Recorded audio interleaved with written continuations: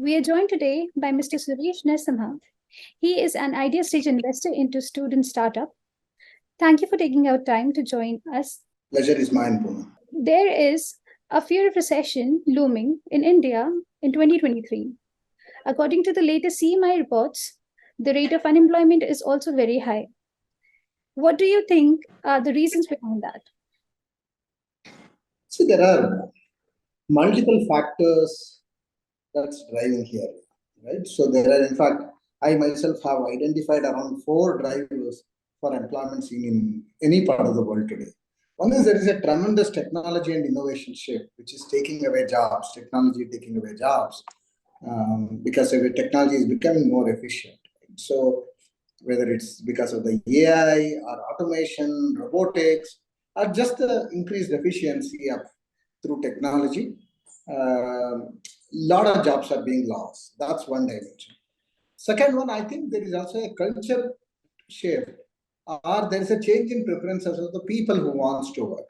Many of them may not be interested in working. And the second one, even if they are interested in working, they may want to be gig workers. They don't want to be part of the formal economy. So there is a tremendous shift in terms of the culture and how people wants to work today. That's the second one.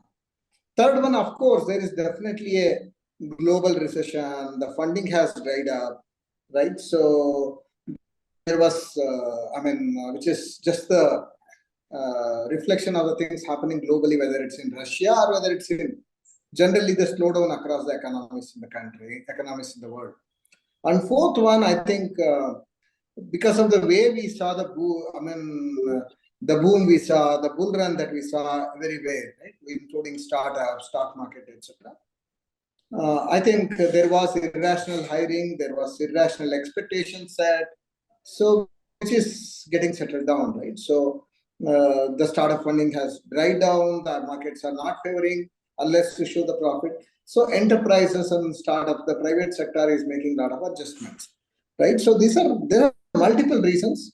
The reality is job market will going to be tougher unless you are highly skilled, unless you want to be on your own, right? Unless you want to be a gig worker or you want to be a freelancer or you want to be an entrepreneur, it's not very easy going to be easy job market going there. Right, sir.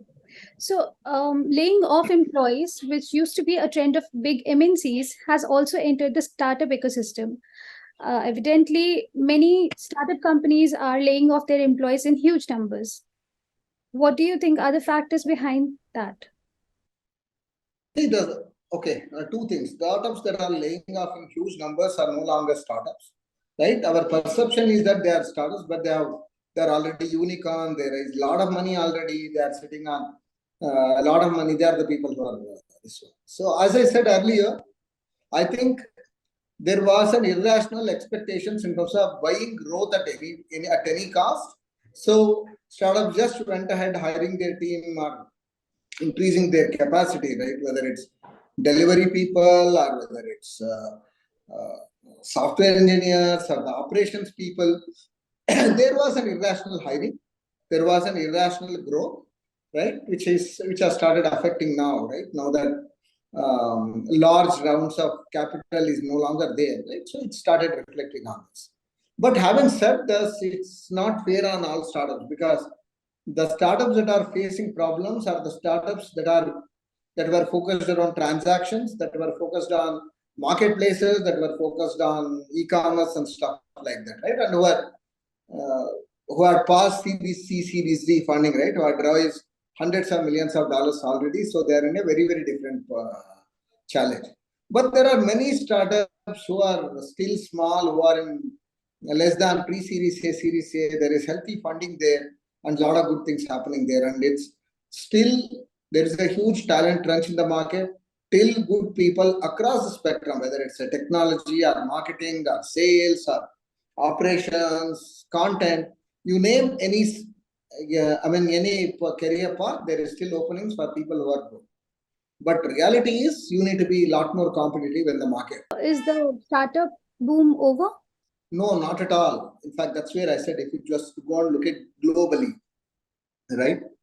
The amount of funding in the whatever the money that used to get deployed only at the later stages, there is a tremendous shift of money for the early stages, right? So pre-series A, series A, etc. In fact, there is an increased number of companies getting funded. There is an increased number of deals happening at these early stages. But the overall numbers looks bad because of the Series C, Series D advanced levels of funding have dropped, right? In fact, I have a very, very different take on the whole stuff. This is a great time to start up, right? So because there is a lot of capital in the early stages, there is not much of irrational pressure from anyone. This is a great time to start up if you have something very, very innovative, something very, very deep tech. In fact, one blessing in disguise out of the whole stuff is now it's a time for Indian startups to do some cutting edge work, do some innovative work, because this is an opportunity for them to grab, right? So I think, in fact, it's not the startup party is over. I feel the real startup party starts now. That's what I believe.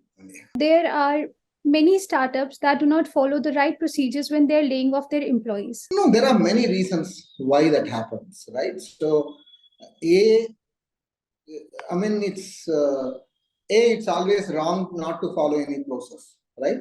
But unfortunately, things have happened at such a brisk pace for last few years in India, right? So the real learning, the real processes, etc., were completely absent, right? So when the market hit them hard, they had to take some action, and then there are a lot of mistakes that would have happened, right? So I'm sure people have learned from it, and then going further, there will be a lot more care.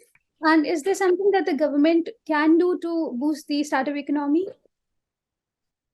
I think government is doing whatever they can do, right? So there is an, I mean, there is an, I mean, if you actually look at investment in infrastructure, probably India is investing more than anyone else, right? Whatever the government can do, it's continues to do. They are aware of it, but probably government can do a lot more in terms of bringing back some of the foreign investors into India, or ensuring that money stays back in India. There is still a lot of tax regulation that they could have worked on, the regulatory changes.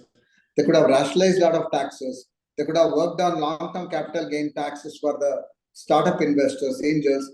There are a lot of asks that continues to be there for the government, but I'm sure government is government. They have their own reason. They will have their own pace. Hopefully, things will be much better going further.